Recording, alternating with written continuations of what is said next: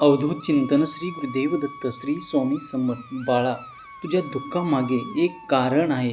ही एक सवय बदलली तर पुढचं आयुष्य तुझं आनंदाने जाणार आहे. माझ्या लेकरा, स्वामीचं एक वाक्य आणि तुझं आयुष्य कायमचं सेट होणार आहे. तुझ्या मनातील भीती निघून जाणार आहे. बाळा, तुझ्या यशाची सुरुवात इथूनच होणार आहे. ही गोष्ट तुला समजली तर कोणताच दुःख तुला मोठं वाटणार नाही. आज दुर्लक्ष केलं तर तू मोठी चूक करणार आहेस. बाळा, होय, तुझं नशीब आता बदलणार आहे. बघ, तुझ्या आयुष्यात भरभराटीला लागणार आहे. माझ्या लेकरा, तू खूप प्रयत्न करतोस पण यश दूरच राहतो.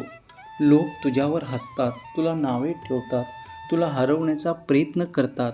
पण माझ्या लेकरा, आज मी तुला एक सत्य सांगणार आहे, जे खूप सुंदर शब्दात भगवंताने तुला पाठवलं आहे.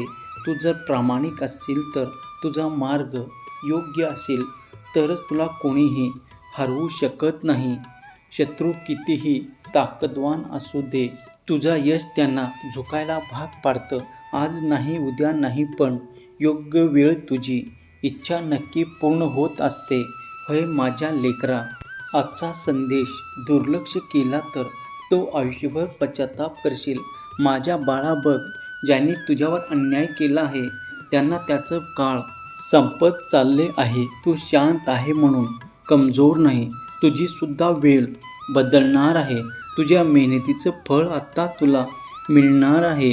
देव तुझ्या बाजूला उभा आहे. फक्त थोडा संयम ठेव. तुझी प्रार्थना वाया गेलेली नाही, ते ऐकले गेले आहे. ज्या लोकांनी तुला कमी समजलं त्यांनाच उत्तर मिळणार आहे. आजचा दिवस तुझा नशीब बदलू शकतो. तुझ्या यशामुळे काही लोक जळणार आहेत, त्यासाठी तू तयार राहा. ही वेळ तुझ्या आयुष्याचा टर्निंग पॉईंट आहे. बाळा, तुझं स्वप्न आता वास्तवात उतरणार आहे. देवाने तुझ्यासाठी खूप मोठा प्लॅन केलं आहे. आता तुझ्या आयुष्यात आनंदाची बातमी येऊन तुझं नशीब येत आहे.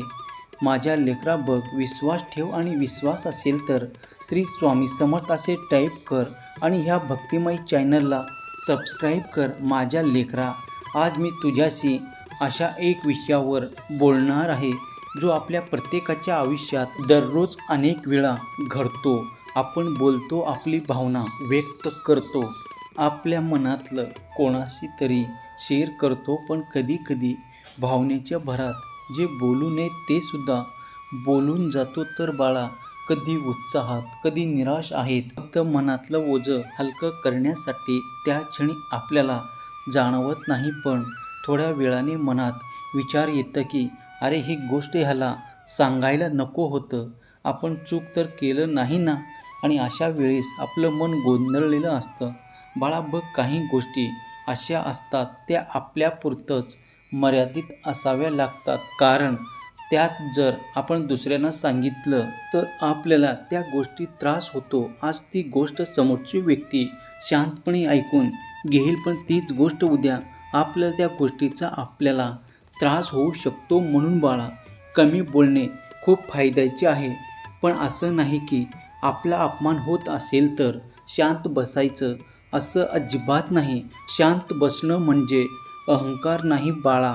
बघ, आपण स्वतः एखादी गोष्ट बोललेलो असतो आणि नंतर आपल्याला त्रास होतं, आपलं मन दुखवतं, तेव्हा आपल्याला जाणवतं की किती बोलायचं आणि कोणासमोर बोलायचं हे किती महत्त्वाचं आहे. कारण आपला बोलका स्वभाव काही लोकांना छान वाटतो, पण काही लोक त्याचा गैरफायदा घेतात. म्हणूनच माझ्या लेकरा, कोणाकडेही आपल्याला मन मोकळं करायचं असेल तर समोरचा व्यक्ती कसा आहे ते पाहून घ्या, कारण आपण कसे आहोत याची आपण गॅरंटी देऊ शकतो, पण समोरची व्यक्ती कधी बदलून जाईल हे आपल्याला माहीत नसते. म्हणून आपल्या ह्या साधेपणाचा खूप लोक गैरफायदा घेतात. म्हणून माझ्या लेकरा, तू बघ, स्वतःची किंमत तुला वाढवायचं असेल तर तू कमी बोलायला शिक, जेणेकरून की तुझा गैरवापर कोणी करता कामा नये.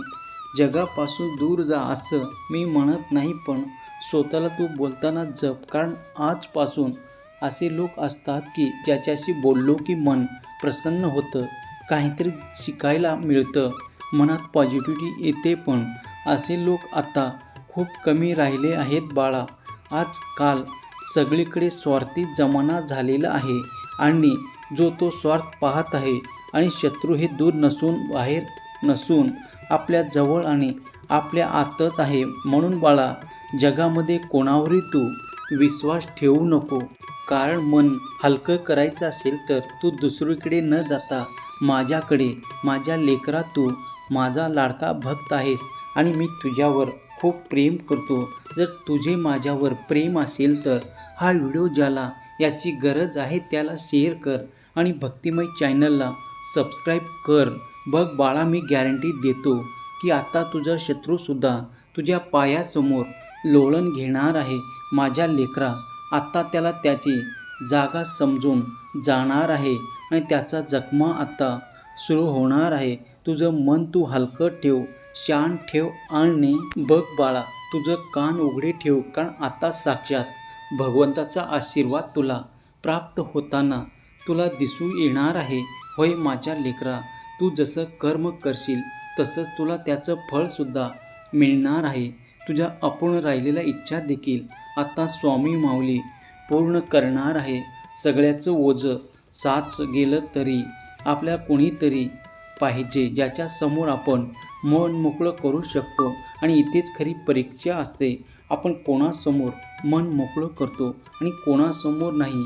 कारण आजकाल बोलणं कधी कोणत्या अर्थाने घेतला जाईल याची काहीच खात्री नाही. आपल्या दृष्टीने अगदी छोटं आणि सहज सांगितलेल्या गोष्टी दुसऱ्यासाठी मात्र चर्चेचा विषय बनू शकतात. आपण कधी मनातलं सांगताना याची काळजी घेत नाही.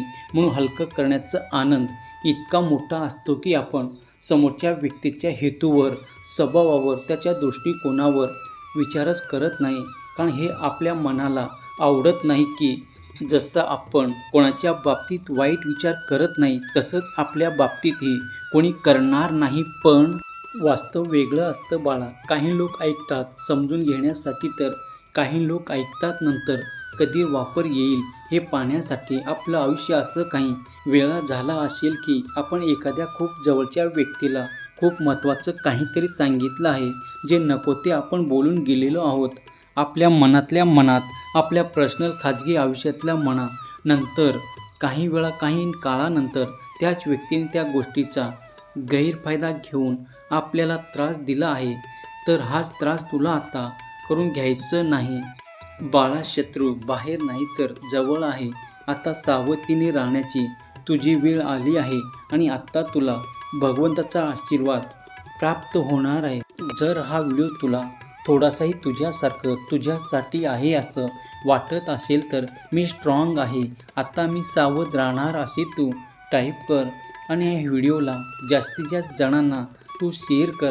माझ्या लेकरा, बघ आता तुझे शत्रू तुझ्या पायाशी लोळण घेतील आणि माझा आशीर्वाद तू कायमचं प्राप्त करशील. कारण तुझी चांगली वेळ आता सुरू झाली. यासाठी तू व्हिडिओला लाईक करून चॅनलला सबस्क्राईब कर. बघ माझ्या लेकरा, आता शांत बसू नकोस. तू पण धाडशी बन आणि माझे नाव घे. नामस्मरणात खूप मोठी ताकद आहे. श्री स्वामी समर्थ. जय जय स्वामी समर्थ.